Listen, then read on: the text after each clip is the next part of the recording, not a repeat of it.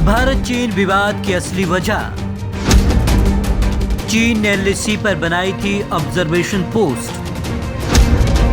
भारतीय सेना ने जताई थी आपत्ति। आपत्ति जताने पर भारतीय कर्नल पर चीन ने किया हमला। तो 16 बिहार रेजिमेंट के जवानों को आ गया गुस्सा। चीनियों पर टूट पड़े थे बिहार रेजिमेंट के जवान। चीनियों पर कहर बरपा रहे थे बिहार रेजिमेंट के 40 जवान। चीनियों की गर्दन और रीढ़ की हड्डी तक तोड़ डाली।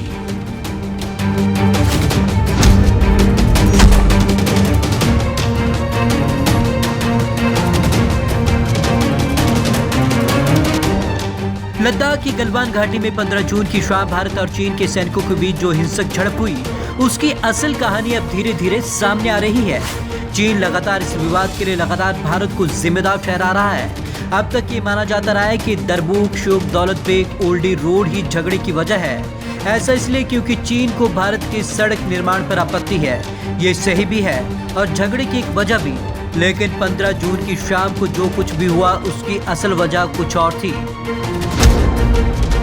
ऑब्जर्वेशनल पोस्ट बनी हिंसा का कारण। गलवान घाटी में चीन और भारत के सैनिकों में झड़प की सबसे बड़ी वजह पड़ोसी देश की एक ऑब्जर्वेशनल पोस्ट बनी थी। चीन ने ठीक एलएसी पर एक ऑब्जर्वेशन पोस्ट बना ली थी।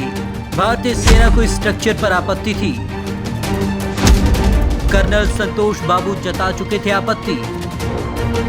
16 बिहार इन्फेंट्री रेजिमेंट के कमांडिंग ऑफिसर कर्नल संतोष बाबू से लेकर कई बार चीनी कमांडर को आपत्ति दर्ज करवा चुके थे। एक बार उनके कहने पर चीन ने इस कैंप को हटा भी दिया, लेकिन 14 जून को अचानक फिर से ये कैंप खड़ा कर दिया गया। बातचीत के जरिए विवाद सुलझाना चाहते थे कर्नल संतोष बाबू। कर्नल संतोष के जवान उस कैंप को खुद उखाड़ फेंकना चाहते थे, लेकिन तभी उन्होंने खुद कैंप तक जाकर चीन के सैनिकों से बात करने का फैसला किया। शाम 4 बजे के आसपास वो अपने 40 जवानों के साथ लेकर पैदल उस कैंप तक चले गए। चीन के नए चेहरे थे तैनात। इससे पहले तक वहां तैनात चीन और भारतीय सैनिकों की आपस में पहचान थी, लेकिन जब कर्नल संतोष वहां पहुंचे तो उन्हें इस बार वहां नए चेहरे नजर आए। इंटेलिजेंस ने उन्हें इसकी रिपोर्ट पहले ही दी थी कि तिब्बत में चल रही किसी एक्सरसाइज से सैनिकों को लाकर गलवान में डिप्लॉय किया गया है। जैसे ही कर्नल संतोष ने सवाल किया, एक चीनी सैनिक ने आकर उन्हें धक्का दिया और गालियां देने लगा। बिहार इन्फेंट्री के सैनिकों को आ गया गुस्सा। ये देखते ही 16 बिहार इन्फेंट्री रेजिमेंट के सैनिकों को गुस्सा आ गया और उन्होंने चीन के सैनिकों को पीटना शुरू कर दिया। मुक्केबाजी में दोनों ओर के सैनिक घायल हो गए। गुस्साए भारतीय सैनिक चीन के ऑब्जर्वेशन पोस्ट को तहस नहस कर दिया। इस बीच कर्नल संतोष ने घायल सैनिकों को वापस पोस्ट पर भेज दिया और वहां से और सैनिकों को बुलवाया। शाम को शुरू हुई लड़ाई खून खराबे में बदल गई। धीरे धीरे अंधेरा होने लगा था और वहां भारतीय और चीन सैनिकों का जमावड़ा बढ़ता जा रहा था। तभी अचानक एक बड़ा पत्थर कर्नल संतोष के सिर पर आकर गिरा। फिर दोनों ओर से पथराव होने लगा और 1 घंटे तक ये गुत्थम गुत्था झगड़ा चलता रहा। कुछ ही देर में पूरा माहौल खून खराबे में बदल गया। चीन ने साजिश के तहत किया हमला। चीन ने हमले की साजिश की पूरी स्क्रिप्ट पहले से ही लिख रखी थी। चीन के लगभग सैकड़ों सैनिक थे और भारत के सैनिकों की संख्या केवल 40 से 50 थी। भारतीय सैनिकों के पास हथियार तो थे, लेकिन वो उनका इस्तेमाल नहीं कर रहे थे। वहीं चीन के सैनिकों ने इस झगड़े की प्री प्लानिंग के लिए कंटीले तार बंदे डंडे, लोहे की रॉड और बड़े बोल्डर पत्थर जमा कर रखे थे, मानो वो भारतीय सैनिकों के इंतजार में बैठे हो। बिहार इन्फेंट्री रेजिमेंट ने दिखाई बहादुरी।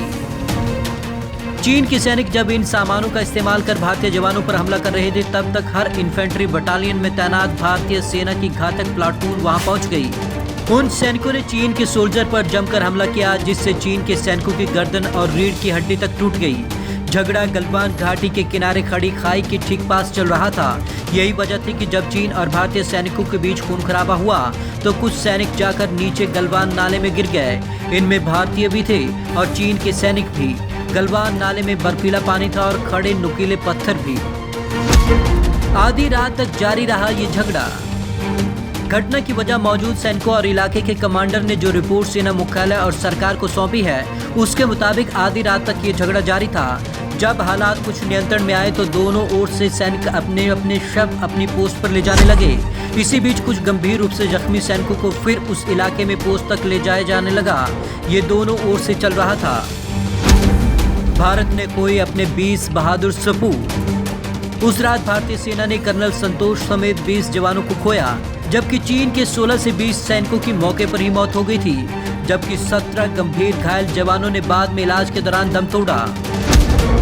चीन के मार गिराए 40 से ज्यादा सैनिक। एक दिन पहले दिए बयान के मुताबिक केंद्रीय मंत्री और पूर्व सेना प्रमुख जनरल वीके सिंह ने माना है कि इस लड़ाई में भारत ने चीन के 40 से ज्यादा सैनिकों को मार गिराया है।